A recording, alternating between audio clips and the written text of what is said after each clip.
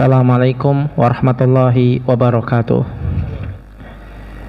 Innal hamdalillah nahmaduhu wa nasta'inuhu wa nastaghfiruh wa na'udzu billahi min syururi anfusina wa min sayyiati a'malina. Man yahdihillahu fala mudhillalah wa man yudlil fala hadiyalah.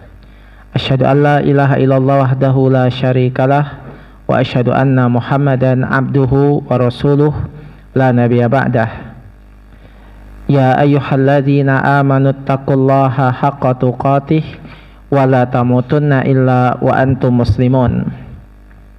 Ya ayyuhalladzina amanu taqullaha wa qulu qawlan sadida yuslih lakum a'malakum wa yaghfir lakum dzunubakum wa man yuti'illaha wa rasulah faqad faza fawzan 'azima. Amma ba'd, fa inna asdaqal hadithi kitabullah wa khairal huda huda Muhammadin sallallahu alaihi wasallam wa syarrul umuri muhdatsatuha. Jamaah Masjidul Ikhwan azani Allah wa iyyakum jami'an. Alhamdulillah, kita senantiasa memuji Allah Subhanahu wa taala yang telah memberikan kita berbagai macam karunia dan nikmatnya. Salawat dan salam semoga senantiasa tercurahkan kepada Nabi kita Nabi Muhammad sallallahu alaihi wasallam, kepada keluarganya, sahabatnya, dan pengikutnya hingga akhir zaman. Kembali kita lanjutkan kajian kita di kesempatan malam hari ini, yaitu kita membahas hadis Arba'in An-Nawawiyah, masih hadis yang belum selesai, hadis yang ke-37 tentang catatan kebaikan dan keburukan. Kita masuki pembahasan tentang catatan keburukan. Apabila seseorang berniat untuk melakukan kejahatan atau berbuat dosa, kapan dia dicatat sebagai dosa dan kapan dia dimaafkan. Kata mu'allif wa ta'ala, wa'lam anal ham bisayyi'ah lau ahwal. Ketahuilah bahwasanya keinginan untuk berbuat jahat, berbuat dosa itu memiliki berbagai macam keadaan. Al-halul ula, keadaan yang pertama, an yahumma bisayyi'ah ay ya'zima 'alaiha biqalbihi wa laysa mujarrad haditsun nafsi summa yuraji'u nafsahu fayatrukuha lillahi azza wa jalla. Fa hadha huwa alladhi yu'jar fatuktabu lahu hasanah kamilah li'annahu tarakaha lillah wa lam ya'mal hatta yaktuba alaihi sayyi'ah. Keadaan yang pertama adalah seseorang yang berilzam untuk melakukan dosa atau kejahatan dan sudah melakukan azam, melakukan tekad yang kuat di dalam hatinya. Bukan sekedar hanya bisikan-bisikan jiwa atau terlintas dalam pikiran, karena keinginan berbuat dosa yang hanya terlintas dan kita tidak mau melakukannya, tidak ada usaha untuk mengerjakannya, cuma terbayang-bayang, itu Allah maafkan dan tidak dianggap sebagai keinginan berbuat dosa, dan itu tidak dicatat. Ya, karena kalau seandainya setiap kita ingin berbuat dosa dicatat dosa, tentu betapa banyak dosa kita. Tetapi yang Allah jadikan sebagai standar untuk dicatat atau tidak, yaitu kalau seandainya kita sudah bertekad kuat untuk melakukannya, kemudian kita sudah mengambil sebab untuk mengerjakannya, dan sudah benar-benar berkeinginan mengerjakannya. Nah, kalau seandainya seorang berkeinginan untuk melakukan sebuah dosa atau kejahatan, kemudian dia yuraji'u nafsahu, kemudian dia melakukan muhasabah, dia kepikiran bahwasanya ini dosa, kemudian dia tidak jadi melakukannya karena Allah azza wa jalla. Dia tiba-tiba teringat neraka misalnya, dia teringat Allah azza wa jalla, teringat masa depannya, bagaimana nanti saya bisa su'ul khatimah dan semisalnya. Berarti ini semua karena Allah. Fahadha huwa alladhi yu'jar, inilah yang dicatat sebagai pahala. fatuktabu lahu hasanah kamilah, maka perbuatannya meninggalkan dosa ini dicatat sebagai pahala yang sempurna. Ya, li'annahu tarakaha lillah, karena dia meninggalkan sesuatu karena Allah dan dia tidak mengerjakannya sampai dicatat telah melakukan sebuah kejahatan. Nah, jadi para sekalian, kita tidak jadi melakukan sesuatu amal itu juga berpahala sempurna, bahkan seperti amal itu sendiri.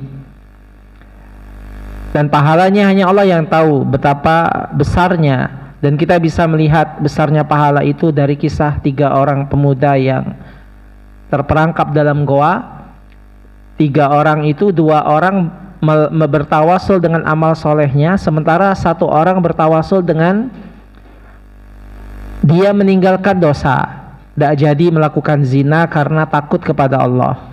Ternyata gerakan terbukanya mulut goa itu sama bergeserannya, ya, berarti benar kata Rasulullah SAW, dicatat baginya sebagai hasanah kamilah, pahala yang sempurna. Bahkan kata Rasulullah SAW dalam sebuah hadis, man taraka syai'an lillah fa khallafa khairan min, barang siapa meninggalkan sesuatu karena Allah, Allah akan ganti dengan yang lebih baik. Kita sudah punya hasrat untuk berzina misalnya, dan juga sudah ada wanita yang mau dengan kita, kemudian juga kondisi mendukung, merantau, gak ada orang tua, dan juga di kampung ini gak ada yang kenal, apalagi dia good looking, cowoknya ganteng, banyak cewek yang tertarik, sehingga kalau dia mau berzina itu sangat gampang. Di zaman sekarang terlebih lagi mudah banget nyari cewek sekarang, mau yang kelas rendah, kelas tinggi, itu semua murah-murah, ya, murah-murah, nggak perlu mahar zaman sekarang. Cukup antum like orang-orang cewek-cewek yang joget-joget di TikTok itu, ya, antum like saja, antum puji dia cantik, sudah dapat dia. Bukan pengalaman ya, kalau antum bilang, nah kalau antum kira pengalaman nih kayaknya Ustadz. Enggak, kalau kita baca berita di media sosial, peristiwa pembunuhan itu kan, misalnya ada cewek yang dibunuh lagi hamil, dilempar, dibuang ke sungai, dimutilasi, dibuang di septic tank, ketemu di hotel, dicincang, dimutilasi. Rata-rata kasusnya itu semua karena kasus perzinahan. Entah karena hamil duluan, entah karena entah apa-apa. Pokoknya dari situ kita bisa mengambil gambaran betapa buruknya zina, sesuai dengan firman Allah Subhanahu wa taala, innahu kana fahisyah wa sa'a sabila. Karena zina itulah perbuatan fahisyah dan merupakan jalan yang buruk. Nah, jadi jelas kita sudah punya segala macam sesuatu yang mendukung, dan kita tiba-tiba sudah ingin melakukannya, sudah ada deal, tidak taunya langsung kita teringat, ingat bahwasanya jeleknya jalan setelah berzina, kemudian dia takut kepada Allah, maka pahalanya sangat besar. Sebagaimana Nabi Yusuf alaihissalam, dia meninggalkan zina ketika digoda oleh Zulaikha, itu memang sudah benar-benar mau. Allah sendiri yang mengabadikan dalam Al-Quran, wanita itu sudah sangat mau sama Yusuf. Yusuf juga mau karena dia laki-laki yang normal, ya, tapi dia ingat Allah, maka Allah ganti dengan yang lebih baik.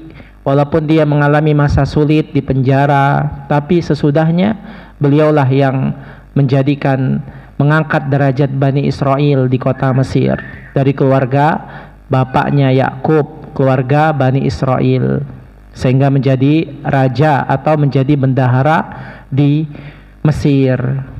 Nah, ini para sekalian yang subhanahu wa ta'ala, jadi lebih baik ditinggalkan daripada terjadi, karena pahalanya sangat besar. Karena meninggalkan itu sebenarnya lebih gampang daripada mengerjakan.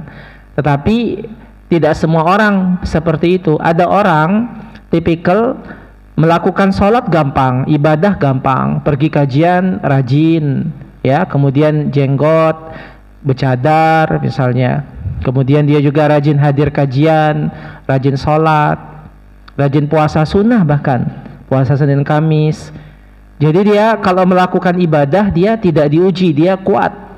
Tetapi di giliran diuji dengan meninggalkan kemaksiatan dia tidak kuat.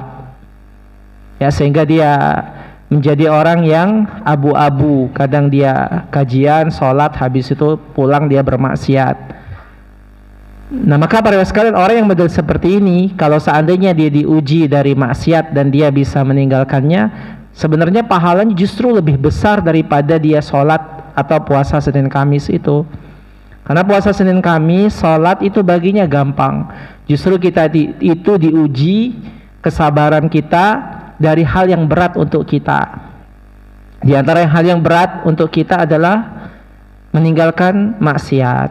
Makanya kata Rasulullah SAW, kalau seandainya dia meninggalkan kemaksiatan lillah karena Allah, maka Allah Subhanahu wa taala akan memberikan pahala sempurna.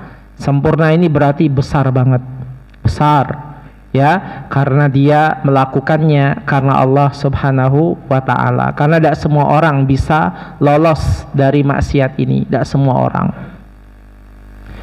Baik, ini keadaan yang pertama. Keadaan yang kedua, seseorang yang berkeinginan untuk melakukan kejahatan atau dosa dan dia sudah bertekad untuk melakukannya, lakin yu'jazu anha biduni an yas'a bi asbabiha, akan tetapi ya tiba-tiba lemah semangatnya, tidak jadi melakukannya, ya, tanpa melakukan sebab-sebab, tanpa melakukan sebab.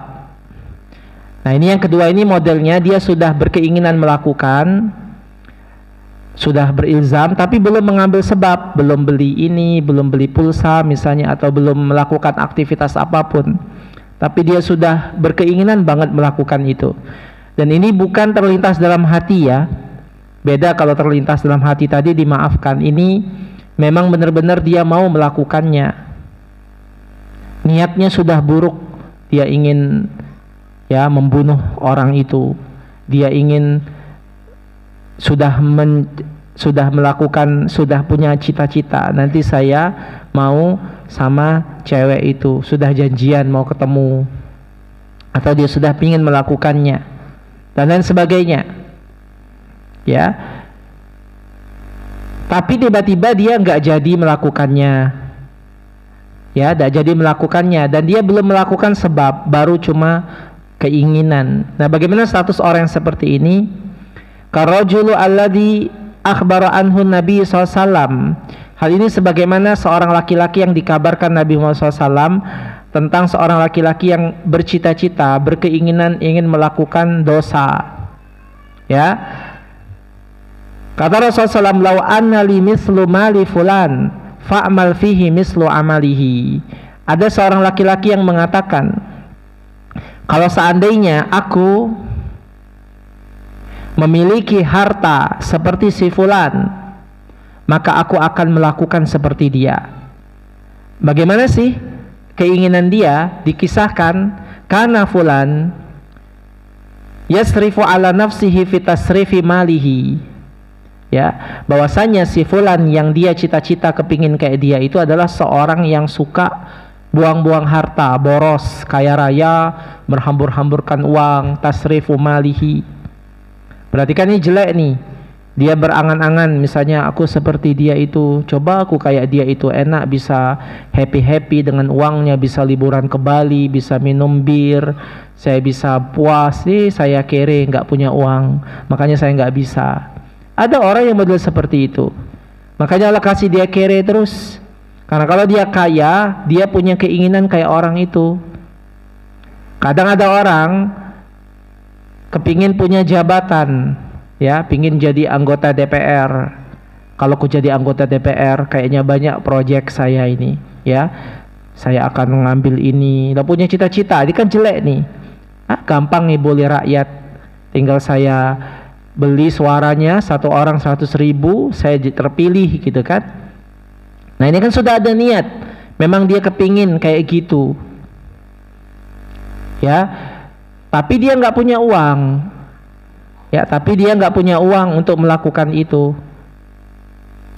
tapi dia kepingin melakukan dosa yang seperti itu. Nah yang kayak gini ikhwas sekalian, ini bukan sekedar terlintas di hati, tapi ini memang sudah pingin berbuat dosa. Maka fahada yuktab alaihi sayyi'ah, maka niat buruk seperti ini dicatat oleh Allah dosa, bukan berarti nggak berdosa. Ya, jangan kita kira dosa itu kalau kita sudah melakukannya, tapi keinginan kuat kita untuk melakukan dosa, kita ingin melakukan perbuatan buruk, maksiat, walaupun kita tidak melakukannya, maka ini sudah termasuk dosa. Lakin laisa ka'amil sayyi'ah, tetapi dosanya bukan seperti orang yang melakukan kejahatan itu. Bal yuktabu wizru niyatihi, tetapi dia dicatat dosa sekedar niat buruknya saja, bukan dosa mengamalkannya, tapi dosa niat buruk. Kenapa dia tidak dicatat dosa seperti orang mengamalkannya? Karena dia belum melakukan usaha, baru kepingin saja. Karena dia tidak punya uang untuk berleha-leha, karena penghasilannya cuma 3 juta. Bagaimana mau liburan ke Bali, mau happy-happy, tapi dia kepingin ku liburan ke Bali, seru ya, bisa ke diskotik, kepingin, tapi nggak ada uang. Nah keinginannya seperti ini, itu sudah dicatat dosa, walaupun dia belum ngumpulin duit, belum ada usaha beli tiket atau apapun, sudah dicatat dosa. Ya, tapi dosanya bukan dosa mengamalkan itu, karena dia belum mengambil usaha, tapi dosa niatnya, dosa niat yang buruk, sehingga tidak sebesar dosa orang yang sudah berusaha melakukannya.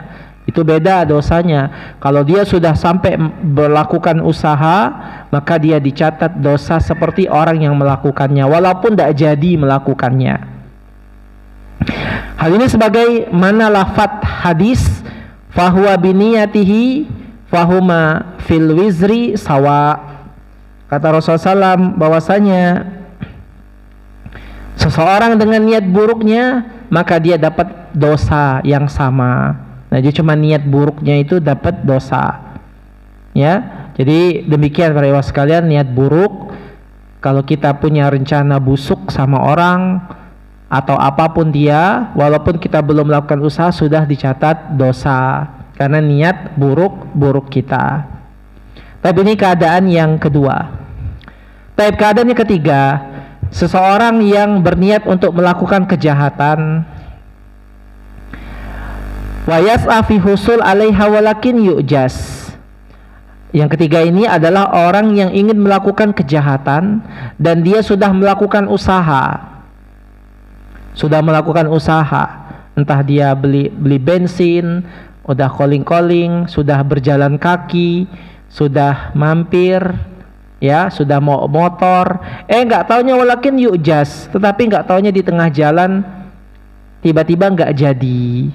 Nggak jadinya bukan karena Allah, tapi keadaan, tiba-tiba hujan, padahal sudah tadi berjanji, nggak taunya hujan, atau ban motornya kempes atau bocor, atau tiba-tiba ada yang ngalihkan pikiran dia, tiba-tiba ada, sini, akhirnya tidak jadi.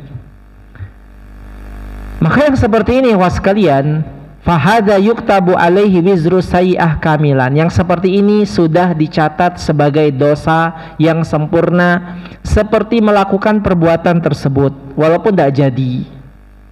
Nah ini bahayanya. Jadi kalau kita sudah seperti itu, sudah sampai melakukan usaha dan tidak jadi, bukan karena Allah, maka dia dicatat dosa yang sempurna. Ya kecuali dia bertaubat. Di tengah perjalanan tidak jadi misalnya, kemudian bannya bocor, kemudian baru terfikir, ya Allah syukurlah aku dulu teringat waktu dulu tuku pernah lah kepingin, tidak taunya banku bocor, berarti saya dijaga oleh Allah. Nah ini beda, dia bertaubat Allah ampuni. Tetapi kalau dia nggak bertaubat, malah dia tidak ada perasaan merasa bersalah, maka dia dicatat seperti melakukan dosa tersebut. Baik, dalilnya adalah qaulun Nabi SAW. Dalilnya adalah sabda Nabi SAW, idal taqa muslimani bisayfihima fal qatil wal maqtul finnar. Kata Rasulullah SAW, apabila dua orang muslim, ada dua orang muslim, mereka saling berperang atau saling berantem dengan pedangnya, maka yang dibunuh dan yang membunuh dua-duanya masuk neraka. Ada dua orang berantem, ya, saling bawa pedang atau saling bawa kapak, bawa parang, saling berusaha membunuh. Yang membunuh masuk neraka, kata Rasulullah SAW, yang dibunuh juga masuk neraka. Kemudian qala ya Rasul hadal qatil fama balal maktul. Kemudian kata orang tersebut, kata sahabat, ya Rasulullah, kalau seandainya yang membunuh itu masuk neraka, wajar. Nah ini bagaimana dengan orang yang dibunuh? Kok bisa masuk neraka juga? Padahal dia kan gak membunuh. Maka kata Rasulullah SAW, ya li'annahu kana harisan ala qatli sahibihi, karena dia sendiri sebenarnya sudah punya keinginan untuk membunuh pembunuhnya itu, cuma keduluan kalah. Makanya akhirnya dia juga dicatat dosa yang sama dengan niatnya dan usahanya untuk membunuh. Nah, jadi demikian para ikhwah sekalian. Jadi ya, kita kalau sudah berniat dan sudah melakukan usaha kemudian tidak jadi, maka tetap dicatat melakukan dosa sebagaimana kita melakukannya, ya. Kemudian misaluhu, kemudian misal yang lain, contoh yang lain. Lau anna insan tahayya'a liyasriqa wa ata bisulam liyatasallaq. Kalau seandainya ada seseorang yang dia bersiap-siap untuk mencuri rumah orang, dan dia pun sudah bawa tangga untuk manjat ke loteng rumah orang atau manjat pagar rumah orang bawa tangga, walakin ojiza, akan tetapi dia tiba-tiba gak jadi, fahadha yuktabu alaihi wizru sarik, maka dia tetap dicatat sebagai dosa pencuri walaupun gak jadi. Karena apa? Karena dia sudah bertekad untuk melakukan kejahatan dan sudah melakukan sebab-sebab walaupun gak jadi. Nah ini keadaan yang ketiga dari orang yang gak jadi melakukan. Jadi kita bisa lihat ya, efeknya dari seorang yang gak jadi itu tetap dicatat sebagai dosa bahkan kamilah, sempurna. Tapi keadaan yang keempat, yaitu seseorang yang berniat untuk melakukan kejahatan, summa ya'zifu anha la lillah walal ajz. Ada orang yang berniat untuk melakukan kejahatan, melakukan dosa, kemudian tiba-tiba lemah, menurun semangatnya, tidak jadi melakukannya, ya. Tapi dia belum melakukan sebab, ya, tidak jadi melakukannya, tidak karena Allah dan juga ya bukan karena lemah, tidak jadi aja, tiba-tiba aduh malas kok, ya, padahal sudah semangat tadi, saya mau nih melakukannya nih, sudah semangat, saya sudah dapat nomornya misalnya, atau saya sudah tahu tempat yang mau saya curi, atau saya sudah tahu tempat yang mau kita maksiat, untuk berbuat maksiat, tapi tiba-tiba nggak jadinya mungkin karena tiba-tiba capek atau ketiduran atau karena apalah, ya. Fahadalallahu wala alaihi, maka yang seperti ini nggak jadi melakukannya bukan karena apa-apa, tiba-tiba saja nggak jadi, maka yang seperti ini tidak dia dapat pahala dan juga tidak dapat dosa. Jadi ya udah nggak ada apa-apa, ya, nggak jadi, ya. Jadi dia nggak dapat dosa dan juga nggak dapat pahala. Wahada yaqau katsiran, dan ini banyak terjadi. Seseorang sudah bersemangat untuk melakukan dosa, summa tatayyaba nafsuhu wa ya'zifa anha, tapi tiba-tiba dia berubah pikiran, aduh tidak jadilah, kata dia, ya, tiba-tiba otaknya yang error jadi sadar sendiri, ya, tiba-tiba nggak semangat lagi, tiba-tiba langsung dia berpikir nggak jadi, atau dia kepikiran kalau saya melakukannya nanti saya kena HIV, Bukan karena Allah kan? Karena takut kena HIV. Atau kalau saya melakukannya nanti apa kata orang-orang? Nanti saya ya jatuh di mata orang-orang, ketahuan sama orang-orang. Sehingga niatnya itu bukan karena Allah. Maka yang seperti ini kata beliau tidak dia dicatat pahala dan juga tidak dicatat sebagai dosa. Ya, tidak dicatat pahala gara-gara dia meninggalkannya, dan juga tidak dicatat dosa karena dia tidak melakukannya. Karena apa? Karena dia meninggalkannya kan karena bukan karena siapa-siapa. Nah, maka yang seperti ini nggak dapat pahala, nggak dapat dosa, dan ini sering terjadi di kita. Nah, makanya yang dapat pahala sempurna itu kalau meninggalkannya karena Allah. Ya, tapi kalau kita meninggalkannya bukan karena Allah, nggak dapat apa-apa. Tetapi kalau kita melakukannya, sudah melakukan usaha, maka tetap dicatat dosa. Ya, dosa melakukannya. Nah, ini para ikhwah sekalian di Subhanahu wa taala yang menjadi kaedah kita dalam berbuat dosa. Jadi kita mengetahui mana yang Allah maafkan dan mana yang dicatat pahala. Ala kulli hal, kalau seandainya kita meninggalkan maksiat karena Allah, itu pahalanya sangat besar. Kita bekerja di sebuah instansi yang haram, misalnya pekerjaan yang haram, sogok menyogok, ribawi misalnya, atau pekerjaan dunia artis, banyak maksiatnya. Memang duitnya banyak, jadi biduan, duitnya banyak, ya. Tetapi seandainya dia meninggalkannya karena Allah, baru dia dicatat sebagai pahala dari Allah Subhanahu wa taala, dan Allah akan gantikan dengan yang lebih baik. Wa ala hadza fayakunu qaluhu fil hadis kataballahu indahu hasanah kamilah, ai idza taraka lillahi azza wa jalla. Oleh karena itulah dalam hadis ini yang dimaksud dengan orang yang meninggalkan dosa dicatat dapat pahala kamilah, pahala yang sempurna, itu hanya khusus orang yang meninggalkan dosa karena Allah azza wa jalla, seperti Nabi Yusuf alaihissalam kisahnya. Bahkan ada kisah dulu, ini dikisahkan dalam kitab para ulama, seorang pemuda yang sangat ganteng banget. Ini pemudanya sangat ganteng, saking gantengnya itu semua wanita itu melihat dia. Ya, zaman dulu ya, apalagi zaman sekarang ya, saking orang itu suka dengan dia. Ya, kemudian akhirnya ketika dia sudah seperti ini, pemuda ini, tiba-tiba dia dijebak oleh seorang wanita, dibawanya ke rumahnya. Entah gimana cerita-ceritanya nggak tahu. Ya, entah dia jadi, mungkin zaman sekarang entah jadi kayak tukang ojol, atau misal ojol lagi apa? Tukang apa? Ojol, bukan ojol, apa namanya? Kurir misalnya, dijebak sama wanita misalnya. Ya. Atau apa, zaman dulu nggak ada seperti itu. Intinya dia masuk ke rumah itu, kalau nggak salah dia menjual barang kalau nggak salah. Nah, kemudian wanita tersebut menggodanya. Wanita itu cantik, ya. Kemudian wanita itu juga tertarik sama laki-laki ini.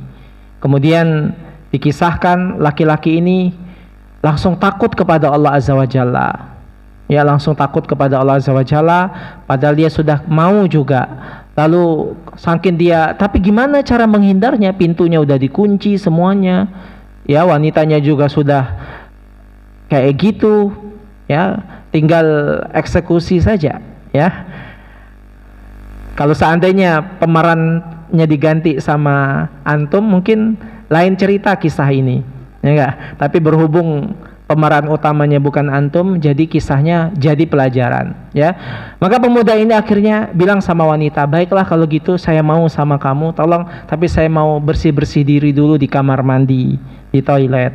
Wah, kata wanita, silakan masuk ke kamar mandi. Ternyata di kamar mandi itu laki-laki tersebut, saking dia tidak tahu lagi bagaimana cara menghindari wanita ini untuk berzina, maka dia ambil tai yang ada di dalam WC tersebut, ya, diambil dengan tangannya, dia lumurkan ke seluruh tubuhnya, ya. Sudah seperti itu sampai dia, saking dia sudah tidak tahu lagi caranya, ya, maka dia lumuri tubuhnya dengan kotoran, lalu dia keluar menghadap wanita tersebut.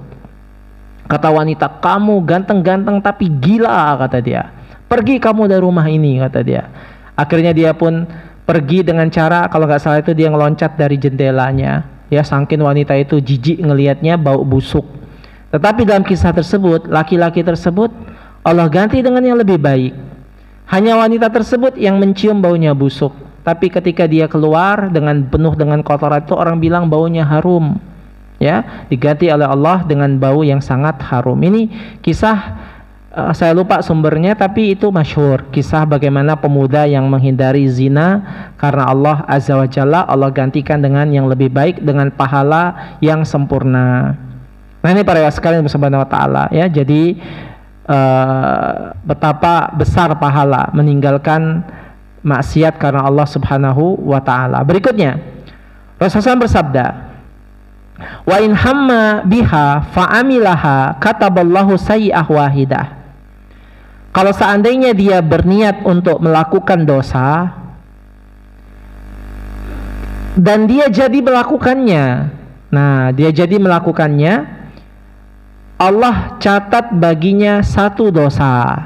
Nah, ini Allah Subhanahu wa taala membedakan antara orang yang berniat melakukan kebaikan dan dia jadi melakukannya, Allah kasih pahala sampai 10 kali lipat, sampai 700 kali lipat, sampai tanpa batas. Tetapi khusus untuk berbuat dosa, Allah Subhanahu wa taala tidaklah mencatat dengan catatan yang berat. Cukup Allah catat dengan sayyi'ah wahidah, satu dosa saja. Ya, makanya hal ini sesuai dengan firman Allah Subhanahu wa taala, kataba rabbukum ala nafsihi rahmah. Allah Subhanahu wa taala telah menetapkan kepada dirinya rahmatnya itu lebih besar daripada azabnya. Nah, jadi kalau kita misalnya tahu Allah Azza wa Jalla itu rahmatnya itu mendahului azabnya, makanya kita jangan suka nakut-nakuti orang dengan banyak dosa-dosa terus, dengan ancaman-ancaman neraka terus. Ya, ancaman neraka ya perlu kita takut-takuti, tapi juga kisah tentang rahmat Allah itu lebih harus kita tonjolkan supaya orang itu tidak putus asa dari rahmat Allah, dan juga orang itu jadi mencintai Allah, melakukannya amal dengan kesadarannya, bukan karena ditakut-takuti. Karena kalau kita melakukan amalan semata-mata karena ditakut-takuti, nggak bagus hasilnya, menjadi orang yang kaku, menjadi orang yang seperti Khawarij, ya, kaku dalam beragama, takut dengan berlebihan. Ya, akhirnya dia bukan pribadi yang melakukan ibadah itu karena kecintaan sama Allah, karena sayang sama Allah, tapi karena takut. Kan kurang bagus. Ibaratnya kita punya anak itu selalu diancam-ancam, akhirnya dia mau mengerjakan tapi karena takut, bukan karena dia cinta pekerjaannya, bukan karena dia memang ingin berbakti sama orang tuanya. Nah, makanya harus tahu rahmat Allah lebih mendahului daripada azabnya. Kata Rasulullah SAW dalam hadis qudsi, Allah berfirman, inna rahmati sabaqat ghadabi, sesungguhnya rahmatku itu telah mengalahkan kemurkaanku. Allah itu azabnya sangat pedih, tetapi rahmatnya lebih tinggi daripada azabnya. Katalah, dengan sebab ini, kalau seandainya kita melakukan amalan soleh, Allah lipat gandakan dengan pahala yang tak terhingga. Tetapi giliran kalau berbuat dosa, Allah cuma catat satu dosa. Allah berharap kita ini masuk surga, bukan pingin memasukkan kita ke neraka. Baik, berkata Imam An-Nawawi rahimahullah, fanzur ya akhi, wafaqana Allah wa iyyaka ila azimil lutfillah ta'ala wa ta'ammal hadhil alfat.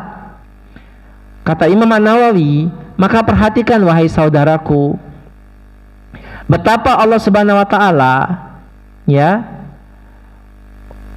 sangat ingin ya memberikan taufik kepada kita dan juga kepada kamu dengan azimul lutfi, yaitu dengan kelembutan yang sangat besar. Sangat Allah itu ingin kita itu jadi baik. Sangat Allah itu sayang sama hambanya. Wa ta'amal hadil atfat, maka pikirkanlah lafaz ini. Ya, kita juga lihat bagaimana kita ini sering berbuat dosa tapi gak Allah azab, dibiarin terus ya.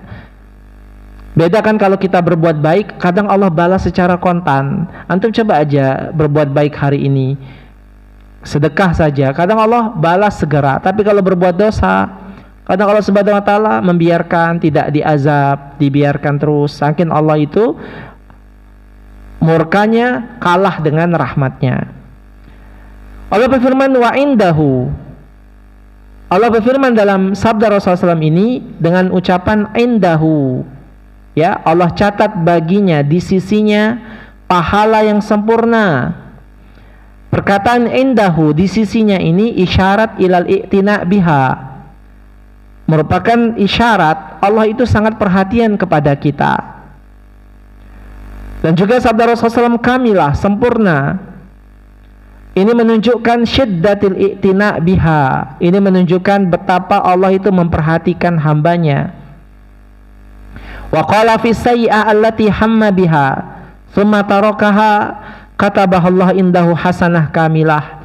Kita lihat bagaimana Allah bersabda tentang kejelekan yang kita sudah ingin melakukannya, kemudian kita nggak jadi melakukannya karena dia. Allah katakan Allah catat baginya dengan pahala yang sempurna, tidak tanggung-tanggung, pahala yang sempurna, bukan pahala satu tapi sempurna. Sehingga pahala sempurna itu mirip dengan beramal soleh. Fa'akkadaha bikamalihi wa inna amilaha katabaha sayyi'ah wahidah. Kemudian dia menekankan kalau kita misalnya jadi melakukannya, qadarullah tetap juga masih mau melakukannya, Allah tidak melipat gandakan azab, tidak melipat gandakan dosa, tapi Allah hanya menjadikan untuk dirinya dapat satu dosa saja, satu dosa, ya, satu dosa. Fa'akkada taqliliha biwahidah. Allah menekankan sedikitnya dia ngasih azab tersebut, sedikitnya dia ngasih dosa, cuma satu saja, dan tidak mengatakan kamilah, tidak mengatakan dosa yang sempurna. Falillahil ham. Inilah kata beliau, bagi Allah lah pujian, subhanahu la tuhsi sana alaihi wabillahi taufik. Maha suci Allah yang tidak terhitung pujian untuknya, dan baginya lah taufik kepada hamba-hambanya. Nah, maka para sekalian Allah Subhanahu wa taala, demikian ya yang dijelaskan oleh Mu'alif wa taala tentang ya kaidah dari hadis ini, membuat kita ya semangat untuk berbuat kebaikan dan menunjukkan bahwasanya Allah itu sangat sayang kepada hambanya. Kadang manusia itulah yang sering suuzon kepadanya, berburuk sangka kepada Allah, padahal Allah Subhanahu wa taala hanya ingin memberikan kebaikan untuk kita. Bahkan ketika dia memberikan ujian, ya, memberikan musibah dan bala, itu semua juga karena kasih sayang Allah kepada kita, bukan karena dia benci sama kita, bukan karena dia membenci kemudian ingin menyusahkan kita, tapi di dalamnya ada hikmah yang hanya bisa dipahami oleh orang-orang yang memahaminya. Demikian para ikhwan sekalian ya tentang syarah atau penjelasan hadis ini. Sekarang kita masuk min fawaid hadzal hadis. Apa faedah yang bisa kita ambil dari hadis ini? Yang pertama, riwayatun Nabi SAW an Rabbihi. Hadis ini menunjukkan adanya hadis qudsi, di mana Nabi Muhammad SAW meriwayatkannya dari Rabb-nya. Nah, beda dengan Al-Quran, ini hadis yang diriwayatkan dari Rabb.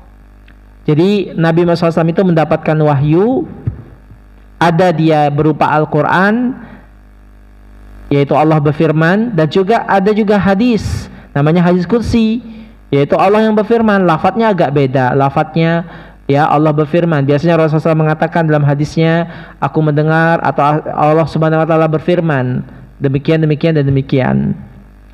Baik, Iwafidurrahmatullah, hal huwa min kalamillahi azza wa jalla lafdan wa ma'nan, au huwa kalaman ma'nan kalamullah ma'nan wa lafdhu minar Rasulillahi sallallahu alaihi wasallam. Para ulama berselisih pendapat tentang makna hadis qudsi. Apakah hadis qudsi ini adalah kalamullah, baik lafaz dan maknanya dari Allah, lafaznya dari Allah, maknanya dari Allah, atau dia hanyalah hanya dia adalah kalamullah tapi cuma maknanya saja, tapi lafaznya dari Rasul sallallahu alaihi wasallam. Nah, ini ada ulama berselisih pendapat karena hadis qudsi ini kan beda dengan Al-Quran. Allah berfirman tapi lafadznya kayak hadis. Ya, maka ada yang bilang dia ini lafadznya juga dari Allah, maknanya dari Allah. Ada yang bilang, para ulama bilang bahwasanya dia ini cuma maknanya dari Rasul, tapi lafadznya dia cuma maknanya dari Allah, tapi lafadznya karangan Rasul. Jadi Rasulullah SAW meriwayatkan dengan makna, bukan dari Allah Azza wa Jalla. Maka para sekalian, para ulama berselisih pendapat dalam masalah ini dan masing-masing punya hujjah. Sebagian mengatakan bahwasanya lafadznya juga dari Allah, ya, walaupun dia tidak sama dengan Al-Quran, tapi ini juga lafadznya dari Allah. Cuma bedanya dengan Al-Quran, kalau baca hadis qudsi itu nggak ada pahala, satu hurufnya nggak ada pahala. Kalau Al-Quran, satu huruf yang kita baca dari Al-Quran ada 10 pahala. Tapi kalau baca hadis, itu satu hurufnya nggak ada pahala. Itu aja beda, tapi sebenarnya dari Allah juga. Maka kata beliau, dalam misalnya kita baca dalam kitab Mustalah Hadis juga para ulama berselisih pendapat masalah ini. Yang selamat kata Syekh, kita nggak perlu tata'ammuk fil bahas fi hada, nggak usah juga terlalu detail membahas itu, apakah dia ini lafaz dan maknanya dari Allah ataukah cuma maknanya dari Allah, lafaznya dari Rasul. Ya, ini adalah ikhtilaf yang tidak mempengaruhi akidah kita. Yang penting kita tahu ini hadis, yang penting sahih, ya, dibawa oleh Rasulullah SAW. Ya, jadi kata beliau, cukup bagi kita mengatakan ini diriwayatkan oleh Rasulullah SAW dari Rabbnya, cukup sudah. Tidak usah kita bahas-bahas apakah ini dua-duanya dari Allah lafaz dan ininya. Untuk penyelesaiannya, karena memang nggak ada pendapat yang roji dalam hal ini, dan tidak ada penjelasan yang detail. Nah, ini yang pertama. Faedah yang kedua adalah isbatu kitabah al-hasanat wa sayyi'at, wuku'an wa sawaban wa iqaban. Bahwasanya Allah Subhanahu wa taala sudah menetapkan bagi kita pahala, sudah mencatat bagi kita pahala dan dosa. Ya, sudah mencatat bagi kita kebaikan dan kejahatan, dan juga sudah mencatat juga bagi kita jenis pahala dan jenis iqab atau hukuman untuk pelaku dosa. Sebagaimana sabda Rasulullah SAW, innallaha katabal hasanat wasayyiat. Allah sudah menuliskan, ya, sudah menuliskan hasanat, kebaikan, dan juga keburukan. Sudah ditulis oleh Allah, termasuk takdir kita sudah dituliskan, apakah kita ini akan menjadi orang yang beramal soleh ataukah orang yang beramal buruk. Ini faedah yang kedua. Insyaallah kita lanjutkan pada pertemuan akan datang. Selesai materi kita. Wassalamualaikum Muhammadin wa ala alihi wasallam. Subhanakallahumma bihamdik asyhadu an la ilaha illa anta astaghfiruka wa atubu ilaik. Wassalamualaikum warahmatullahi wabarakatuh.